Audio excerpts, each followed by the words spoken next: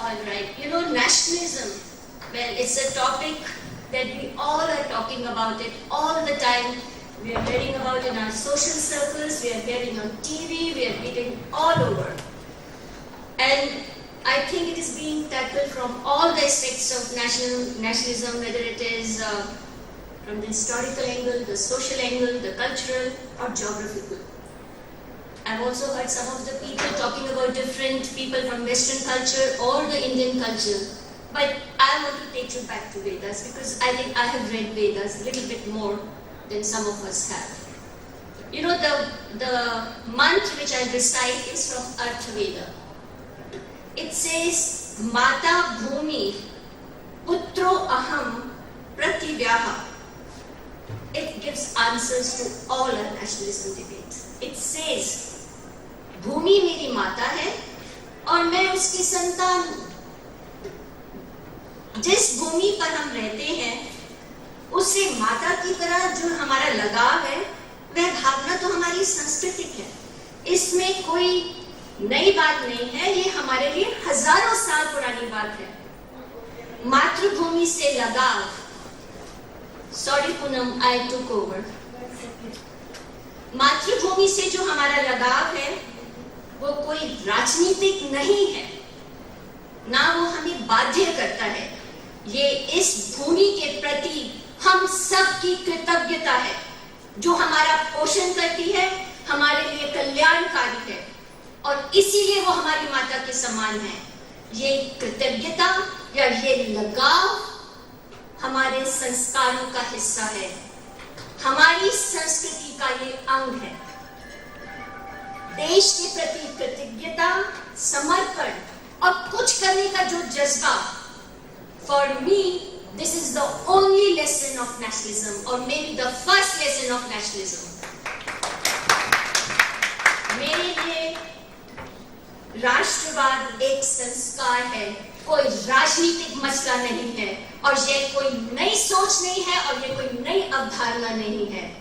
मेरे लिए देश से प्रेम करने का मतलब ही राष्ट्रवाद है कि मैं अपने सामर्थ्य के अनुसार और कोई भी अपने सामर्थ्य के अनुसार जितने लोगों का भला कर सको, जितने लोगों को कर सको करो और जिनके जितने सुख और दुख बांट सको, मेरे लिए वो ही राष्ट्रवाद है और वो ही देश प्रेम है.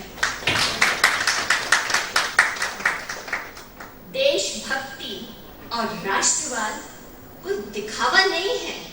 ये मेरी प्रार्थनाओं का, मेरी मूक प्रार्थनाओं का, मेरी दुआओं का हिस्सा है.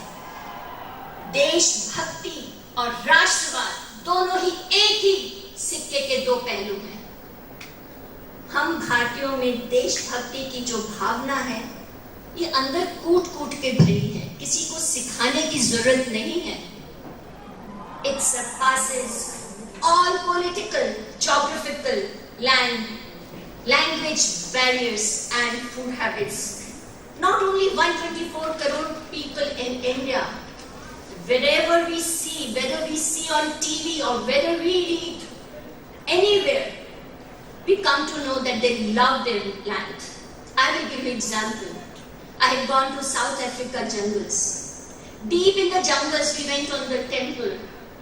The people we met over there, they had not been to India for the last 300 years or so, but they still talked about India. They only wanted to know about India. This is I call Rashtraprem.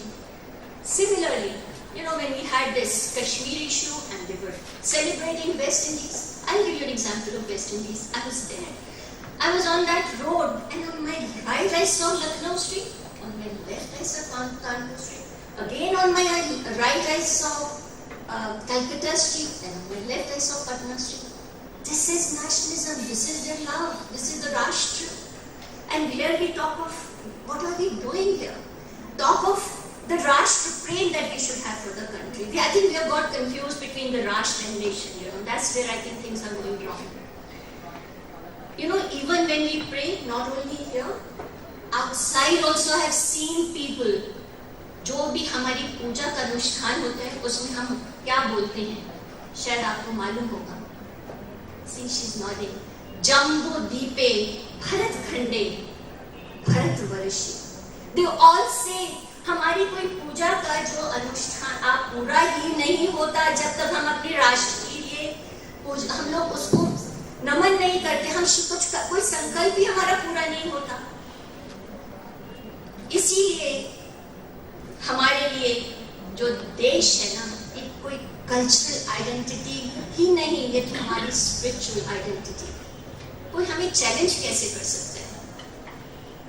और एक सवाल जो मेरे जहन में कई बार उठता है कि ऐसा क्यों कि वंदे मातरम का उद्घोष आखिर कैलकाटा से शुरू होता है और सारे भारत के लोग उसको गाते हैं। वो ही क्यों गाते हैं?